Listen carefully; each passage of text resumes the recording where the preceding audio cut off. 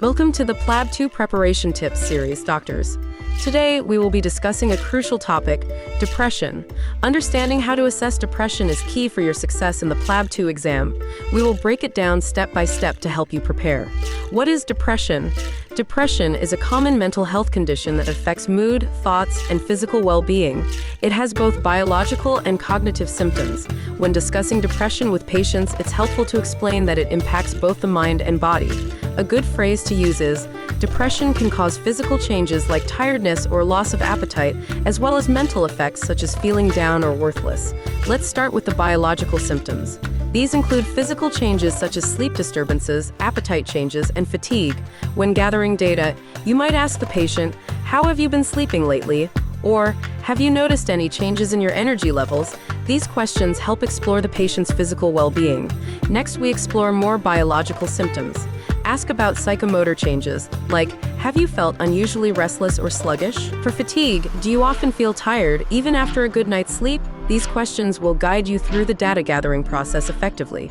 When assessing sleep disturbances, a simple question is, how have you been sleeping lately? To dive deeper, you might ask, do you struggle to fall asleep or wake up frequently? It's important to gauge the severity of the symptoms from mild to severe based on the patient's response. For example, if they mention occasional trouble sleeping, you can document it as mild. When assessing appetite and weight changes, use questions like, have you noticed any changes in your appetite? Or, have you lost or gained weight without trying? This helps you evaluate the extent of these symptoms. Again, categorize the severity. Mild changes in appetite versus significant weight loss or gain. Now, let's talk about cognitive symptoms, starting with poor concentration and indecisiveness. You could ask, do you find it hard to focus on tasks or make decisions? For feelings of worthlessness, ask, have you been feeling down on yourself or guilty about things? These questions will help you gather important cognitive information from the patient. When discussing hopelessness and suicidal ideation, ask the patient, do you feel like nothing will improve? Or, have you had thoughts of harming yourself or ending your life? It's essential to handle these questions with care, showing empathy and concern throughout. When assessing cognitive symptoms like concentration and decision-making, ask questions such as, are you finding it difficult to concentrate on simple tasks? And remember to evaluate how often this happens. Is it occasional or persistent? To assess feelings of worthlessness or guilt, ask, do you often feel like you're not good enough? Or, do you feel guilty about things that you can't control? This will help you gauge the severity of their emotional state. To assess hopelessness and helplessness, ask, do you feel like there's no hope for the future?